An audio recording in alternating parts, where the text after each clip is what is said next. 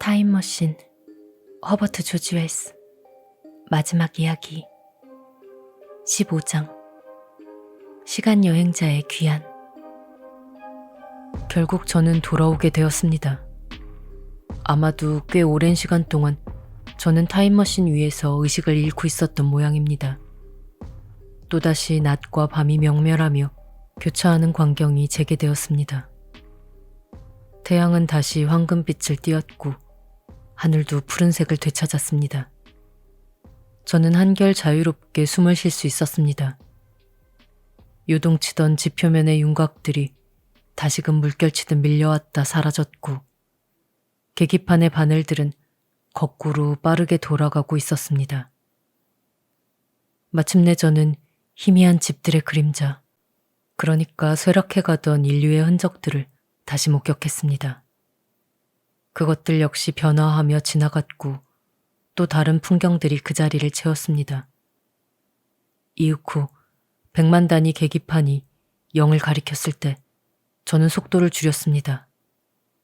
익숙하고 단정한 우리 시대의 건축물들이 눈에 들어오기 시작했고 1000 단위의 바늘도 출발 지점으로 돌아왔으며 낮과 밤의 파닥거림도 점점 느려졌습니다. 그러더니 마침내 익숙한 연구실의 벽들이 제 주변을 감싸 안았습니다. 저는 이제 아주 부드럽게 기계를 감속시켰습니다. 그때 제 눈에 아주 기묘한 장면 하나가 포착되었습니다. 제가 처음 출발할 때, 그러니까 속도가 채 붙기 전에 말입니다. 와체트 부인이 연구실을 가로질러 가던 모습이 마치 로켓처럼 빨라 보였다고 말씀드렸었죠. 돌아오는 길에 저는 그녀가 연구실을 통과하던 바로 그 짧은 찰나를 다시 지나치게 되었습니다. 그런데 이번에는 그녀의 모든 동작이 이전과는 정반대로 정확히 역전되어 보였습니다. 연구실 아래쪽 문이 열리더니 와체트 부인이 등을 보이며 뒷걸음질로 조용히 미끄러져 들어와서는 예전에 들어왔던 바로 그 문 뒤로 사라지는 것이었습니다. 그 직전에는 힐리어를 잠깐 본 듯도 했지만 그는 번갯불처럼 스쳐 지나갔을 뿐이었습니다. 저는 기계를 멈추었습니다. 그러자 다시 제 주변으로 익숙한 연구실의 풍경이 보였습니다. 공구며 장비들이 제가 떠날 때 모습 그대로 놓여 있더군요. 저는 후들거리는 다리로 비틀거리며 기계에서 내려와 작업대에 주저앉았습니다. 몇 분 동안은 온몸이 걷잡을 수 없이 떨렸지만 이내 서서히 안정을 되찾았습니다. 제 주위에는 마치 아무 일도 없었다는 듯 예전 그대로의 작업실이 펼쳐져 있었습니다. 어쩌면 저는 그 자리에 앉아 잠시 졸았던 것이고 이 모든 모험은 한낱 꿈이었을지도 모른다는 생각마저 들었습니다. 하지만 완전히 꿈이라고 치부하기에는 석연치 않은 점이 있었습니다. 타임머신은 연구실 남동쪽 모퉁이에서 출발했지만 보시다시피 지금은 북서쪽 벽에 멈춰서 있지 않습니까? 그 위치의 차이가 바로 이 집의 잔디밭에서부터 모를록들이 기계를 끌고 갔던 하얀 스핑크스의 받침대까지의 정확한 거리였던 셈입니다. 한동안 제 머릿속은 아무 생각도 할 수 없을 만큼 멍해졌습니다. 그러다 이내 몸을 일으켜 복도를 지나 이곳으로 걸어 나왔습니다. 발 뒤꿈치는 여전히 쑤셔와서 절뚝거려야 했고 온몸은 형편없이 지저분한 상태였죠. 문 옆 탁자 위에 놓인 팔몰 가제트가 눈에 들어왔는데 날짜는 분명 오늘이었습니다. 시계를 보니 거의 8시가 다 되어가고 있더군요. 그때 저는 여러분의 목소리와 접시 부딪히는 소리를 들었습니다. 잠시 망설이기는 했습니다. 몸이 너무 아프고 기운이 없어서 선뜻 나설 용기가 나지 않았기 때문입니다. 하지만 곧 따뜻하고 맛있는 고기 냄새가 코끝을 자극했고 저는 문을 열고 여러분 앞에 나타났습니다. 그 다음 일은 여러분들이 아시는 바와 같습니다. 저는 씻고 식사를 마쳤으며 이제 이렇게 이야기를 들려드리고 있는 것입니다. 16장 이야기 이후. 저도 잘 알고 있습니다. 잠시 침묵이 흐른 뒤 그가 말을 이었다. 여러분께는 이 모든 이야기가 도저히 믿을 수 없는 것으로 들릴 겁니다.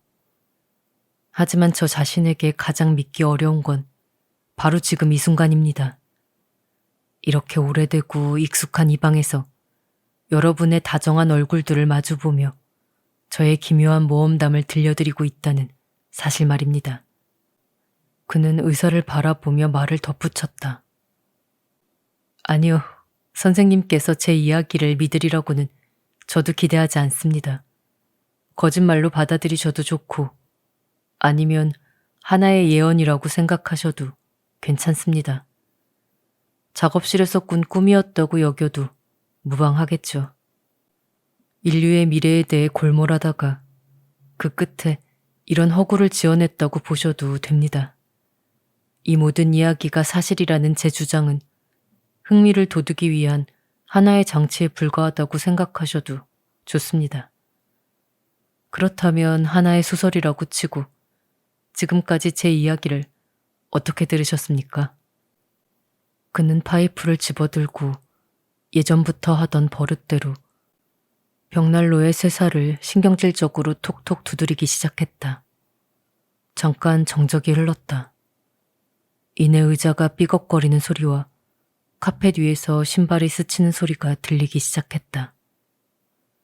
나는 시간 여행자의 얼굴에서 시선을 떼고 그를 둘러싼 청중을 바라봤다. 모두 어둠 속에 잠겨 있었고 그들 앞에는 잔상 같은 희미한 빗무리들이 어른거리고 있었다. 의사는 우리를 초대한 주인을 관찰하듯이 깊게 바라보고 있었고 편집장은 6번째 시가의 끝을 골똘히 응시하고 있었다. 기자는 주머니 속 시계를 더듬거렸고 다른 이들은 내 기억이 맞다면 미동조차 하지 않고 있었다. 마침내 편집장이 한숨을 내쉬며 자리에서 일어섰다. 당신이 소설가가 아니라는 게 참으로 아쉽군요. 그는 시간여행자의 어깨에 손을 얹으며 말했다. 역시 믿지 않으시는 거군요. 글쎄요. 그럴 줄 알았습니다. 시간여행자는 우리 쪽으로 몸을 돌렸다. 성냥은 어디 있습니까? 그는 성냥 하나에 불을 붙이고는 파이프를 문 채 연기를 내뿜으며 말을 이었다. 솔직히 말씀드리자면 저 자신조차도 이 이야기를 거의 믿지 못하겠습니다. 그런데도 말이죠. 그의 시선이 작은 탁자 위에 놓인 시들어버린 하얀 꽃들 위에 말없이 머물렀다. 이윽고 그는 파이프를 쥔 손을 뒤집었고 나는 그의 손등에 아직 완전히 아물지 않은 상처 자국들이 남아있는 것을 보았다. 의사가 자리에서 일어나 램프 앞으로 다가가 꽃들을 살펴보았다. 암술이 좀 이상하게 생겼군. 심리학자는 몸을 앞으로 기울이며 표본 하나를 집어보려고 손을 내밀었다. 젠장, 벌써 1시가 다 돼가잖아. 이제 어떻게 집에 가야 한다? 기자가 당황한 듯 말했다. 역으로 가면 마차가 얼마든지 있을 거요. 심리학자가 말했다. 참으로 이상한 일이군요. 의사가 다시 입을 열었다. 저는 이 꽃들이 어떤 식물학적 계통에 속하는지 전혀 모르겠습니다. 이 꽃들 제가 가져가도 되겠습니까? 시간여행자는 잠시 망설이더니 단호하게 말했다. 안 됩니다. 그럼 저 꽃들은 정말 어디서 구하신 겁니까?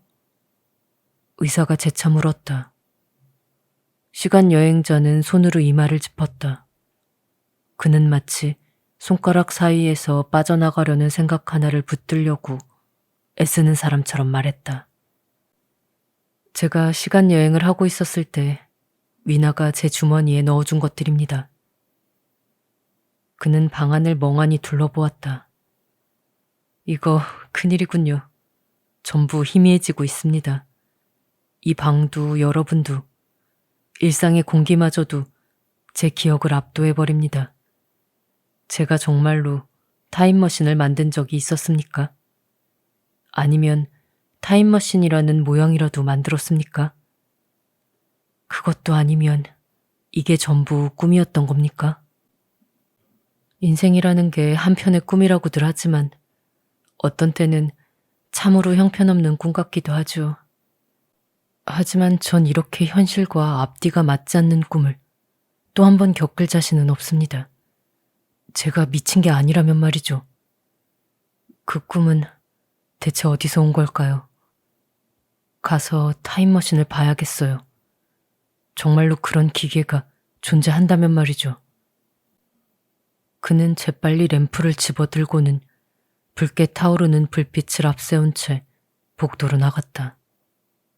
우리도 그의 뒤를 따라갔다. 램프에 흔들리는 빛 속에서 정말로 그곳에는 타임머신이 있었다. 낮고 투박하며 비스듬히 기울어진 모습의 기계였다. 황동과 흑단, 상아, 그리고 투명하고도 반짝이는 석영으로 이루어진 물건이었다. 나는 손을 뻗어 난간을 만져보았는데 단단한 촉감이 분명히 느껴졌다. 상하 부분에는 갈색 얼룩과 문질러진 자국들이 남아있었고 아랫부분에는 풀잎과 이끼가 달라붙어 있었으며 난간 하나는 눈에 띄게 휘어 있었다. 시간여행자는 램프를 작업대 위에 내려놓고 손으로 망가진 난간을 따라 쓸어내리며 말했다. 아, 이제 괜찮습니다. 제가 여러분께 들려드린 이야기는 모두 사실이었습니다. 추운 대로 불러내서 죄송합니다. 그는 다시 램프를 들었고 우리는 완전한 침묵 속에서 흡연실로 되돌아왔다. 그는 현관까지 따라 나와 편집장이 외투를 입는 것을 도와주었다. 의사는 그의 얼굴을 한참 들여다보다가 약간 머뭇거리며 과로로 인한 증상이라고 말했다. 그 말에 시간여행자는 크게 웃음을 터뜨렸다. 내 기억으로는 그는 열린 문간에 서서 큰 소리로 작별 인사를 외치고 있었다. 나는 편집장과 함께 마차를 타고 돌아왔다. 그는 그 이야기를 화려하기만 한 거짓말이라고 단정했다. 하지만 나는 도무지 결론을 내릴 수가 없었다. 이야기는 너무도 기괴하고 믿기 어려웠지만 그것을 들려주는 태도는 지나치게 차분하고 진지했기 때문이다. 그날 밤 나는 거의 뜬 눈으로 지새우며 그 이야기를 곱씹었다. 그리고 다음 날 다시 시간여행자를 찾아가 보기로 마음먹었다. 그가 작업실에 있다는 말을 듣고 그의 집안을 비교적 자유롭게 드나들 수 있었던 나는 곧장 위층으로 올라갔다. 그러나 막상 도착해보니 작업실은 텅 비어 있었다. 나는 잠시 동안 타임머신을 멍하니 바라보다가 손을 뻗어 레버를 건드려 보았다. 그러자 낮고 묵직해 보이던 그 덩어리가 마치 바람에 흔들리는 나뭇가지처럼 출렁거리며 흔들렸다. 그 불안정한 움직임에 나는 깜짝 놀랐고 어릴 적 장난감을 함부로 만지지 말라고 늘 꾸중을 들었던 기억이 불현듯 떠올랐다. 나는 다시 복도를 지나 아래로 내려왔다. 그리고 흡연실에서 시간여행자를 마주할 수 있었다. 그는 집 안쪽에서 나오는 길이었고 한쪽 팔에는 작은 사진기를, 다른 한쪽에는 배낭을 들고 있었다. 그는 나를 보자 웃으며 팔꿈치를 내밀어 인사를 건넸다. 지금 몹시 바쁩니다. 안에 있는 그 물건 때문에 말입니다. 하지만 그게 전부 속임수는 아니죠? 정말로 시간을 여행하신 건가요? 정말입니다. 사실 그대로예요. 그는 내 눈을 정직하게 바라보며 말했다.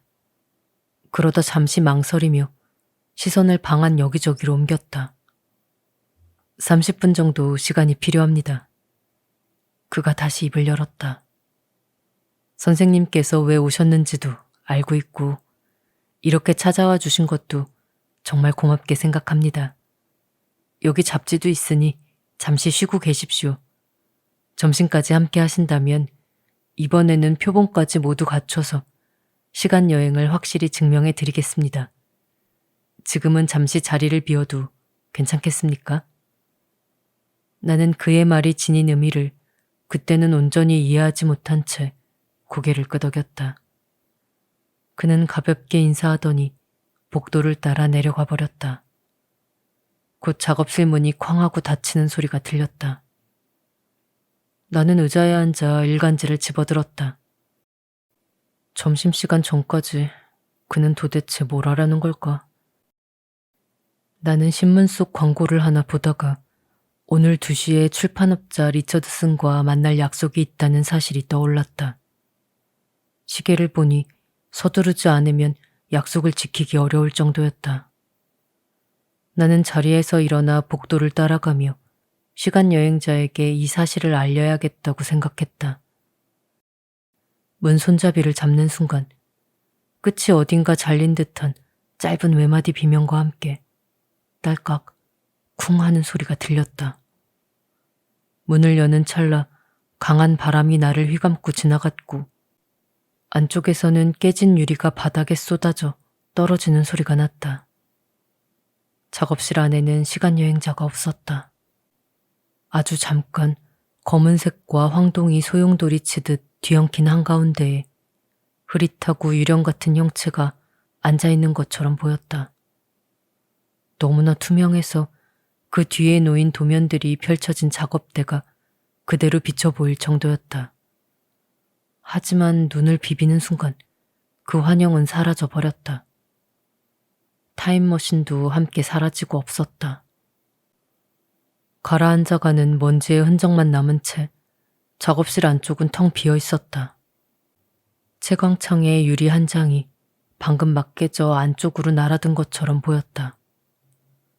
나는 설명하기 어려운 당혹감에 사로잡혔다. 분명 무언가 이상한 일이 벌어졌다는 건 알겠는데 그 이상함이 정확히 무엇인지 당장은 파악할 수 없었다. 나는 어쩔 줄 모르고 멍하니 서 있었는데 그때 정원 쪽 문이 열리며 하인이 모습을 드러냈다. 우리는 서로를 바라보았다. 그제야 머릿속에서 생각들이 정리되기 시작했다. 주인장께서 그쪽으로 나가셨나요? 내가 물었다. 아닙니다, 선생님. 그쪽으로는 아무도 나오지 않았습니다. 오히려 이곳에서 뵐 줄 알았는데요. 그 순간 모든 것이 이해되었다. 리처드슨과의 약속을 어길 위험을 감수하면서까지 나는 그 자리에 남아 있었다. 시간 여행자를 기다리기 위해서였다. 어쩌면 첫 이야기보다도 더 기묘할지 모를 두 번째 이야기를, 그리고 그가 가져올 표본과 사진들을 보기 위해서였다. 하지만 이제 와서 생각해보면 나는 평생을 기다려야 할지도 모른다. 시간 여행자가 사라진 지도 어느덧 3년이라는 세월이 흘렀다. 그리고 이제 모두가 알고 있듯이 그는 끝내 돌아오지 않았다. 에필로그. 어쩔 수 없이 궁금해진다. 그는 과연 돌아올까? 어쩌면 그는 과거로 휩쓸려 들어가 아직 도구조차 다듬지 못했던 구석기 시대의 피에 굶주린 야만인들 사이에 떨어졌을지도 모른다. 백악기 바다의 심연 속으로, 혹은 쥐라기의 기괴한 공룡들과 거대한 파충류 괴물들 사이로 던져졌을지도 모른다. 어쩌면 지금 이 순간에도 이런 표현이 허락된다면 그는 플래시오사우루스가 어슬렁거리는 어상석기에 우아한 산호초 위를 떠돌거나 트라이아스기에 외롭고 짠 바다를 배회하고 있을지도 모른다. 아니면 그는 앞으로 나아갔을까? 아직 인간이 인간으로 남아있으되 우리 시대의 수수께끼들이 풀리고 이 지긋지긋한 문제들이 해결된 좀 더 가까운 미래로 말이다. 인류가 진정으로 성숙한 시대로. 적어도 나 개인적으로는 이 미약한 실험과 조각난 이론, 끝없는 불화로 가득 찬 요즘이 인류의 절정기라고는 도저히 생각할 수가 없다. 이건 어디까지나 나의 생각이다. 그는 이 질문은 타임머신이 만들어지기 훨씬 전부터 우리 사이에서 자주 오가던 화제였는데 인류의 진보라는 것을 그다지 낙관적으로 보지 않았다. 문명이란 결국 어리석게 쌓아 올린 더미에 불과하며 언젠가는 반드시 무너져 그 창조자들 위로 되돌아와 파멸시킬 것이라고 믿고 있었다. 만약 그것이 사실이라면 우리에게 남은 일은 그것이 사실이 아닌 것처럼 살아가는 일뿐일지도 모른다. 하지만 내게 미래는 여전히 검고 텅 빈 공간이다. 그저 그의 이야기에 대한 기억이 여기저기서 우연처럼 비춰줄 뿐인 거대한 미지의 영역이다. 그리고 지금 내 곁에는 나를 위로해주는 두 송이의 기묘한 하얀 꽃이 놓여 있다. 이제는 오그라들고 갈색으로 변해 납작해진 바스러질 듯한 꽃들이다. 이 꽃들은 증언한다.